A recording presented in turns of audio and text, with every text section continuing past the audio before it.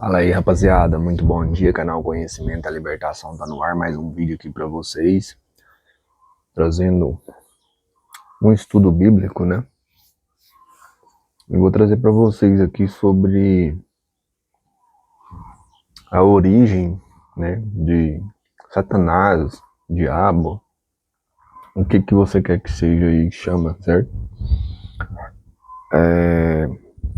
Serpente em si, né? Então tem algumas coisas que a Bíblia relata, não é assim uma clareza, certo? Uma clareza onde a Bíblia fala assim, foi feito assim, assim e assim. Mas eu vou trazer para vocês uma reflexão, certo? Uma visão diferente e para refletir, né? Para vocês terem, né, como estudo em si. Eu vou pegar 3 passagens, tá?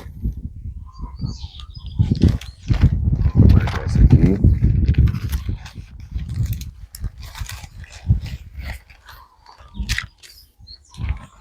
No livro de Isaías, tem uma passagem, Isaías 45, 7. Eu vou ler os 6 aqui para vocês terem um entendimento. E começou a ventar. Fala assim, ó. Para que saiba, desde o nascente do sol e desde o poente, que fora de mim não há outro. Eu sou o Senhor e não há outro. Aí no 7 ele fala assim, ó. Eu formo a luz e crio as trevas. Eu faço a paz e crio o mal. Eu, o Senhor, faço todas essas coisas, certo? E isso fica de reflexão, né? Como assim Deus cria a luz e as trevas, o bem e o mal, a paz e a agonia, né? E isso, rapaziada, vem lá do princípio da criação, certo? Que ele fala assim, ó.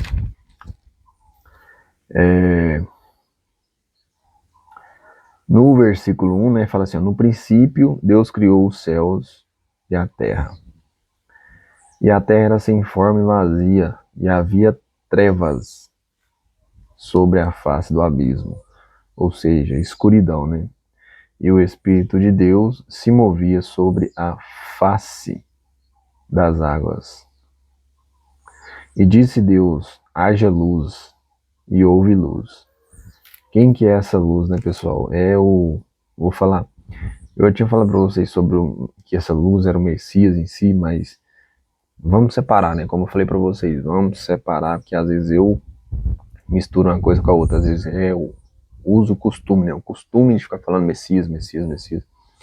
Essa luz que ele produz, né, é o Espírito dele, o Espírito de Deus, né? Que é o quê? Que é o Yahusha, né? Aquele que salva. Aí ele fala assim, ó, e viu Deus que era boa a luz, ou seja, era bom, né? E fez Deus separação entre a luz e as trevas. Entendeu? E aí, rapaziada, no capítulo 2 de Gênesis, né?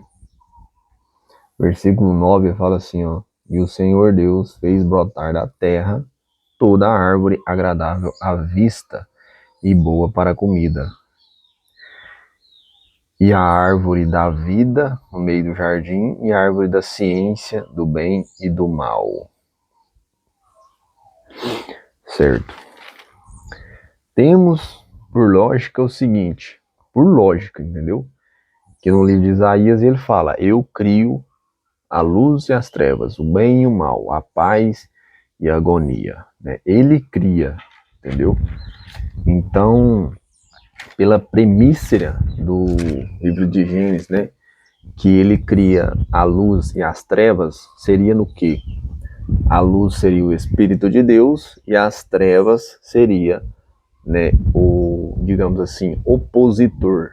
O hebraico fala opositor, ou seja, o contrário. Se o Espírito de Deus tem bondade, o espírito do contrário, né, o espírito do opositor, que é o famoso Satanás, diabo, serpente, dragão, né, e tantas outras figuras de linguagem é falado sobre a Bíblia.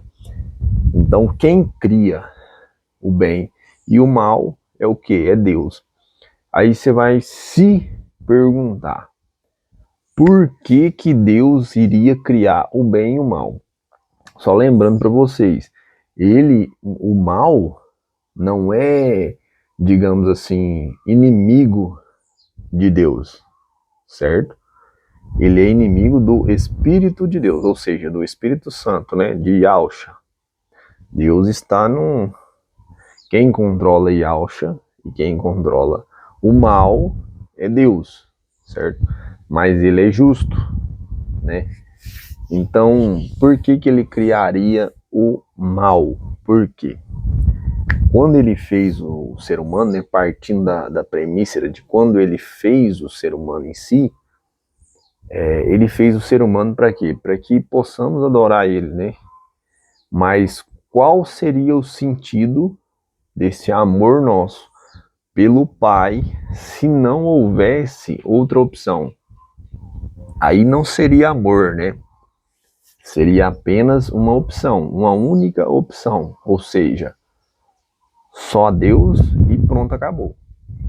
Olha para vocês verem. E a justiça dele e a misericórdia dele é tão grande que o que ele faz? Ele cria o mal. Para quê? Para que você tenha livre arbítrio, né?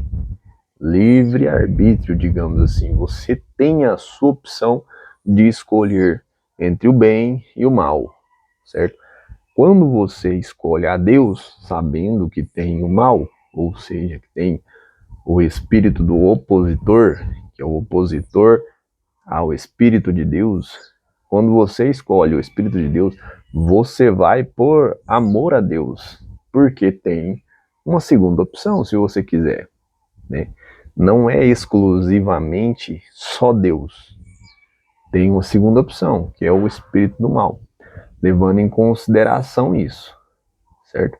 Então, ele cria o mal para quê? Para que você possa ter o livre arbítrio de escolher o que você quer. É simples assim, entendeu? A grandiosidade dele vai além do que a gente compreende, né? Porque é como se você fosse casado, né, com a sua esposa e você tivesse várias outras opções, mas você quer ficar só com a sua mulher, entendeu?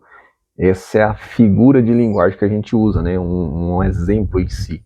Você quer só sua mulher, por quê? Porque você sente amor por ela e você não quer outros. Então, todos que vão a Deus são por amor, porque tem uma segunda opção, né? Tem um livre-arbítrio.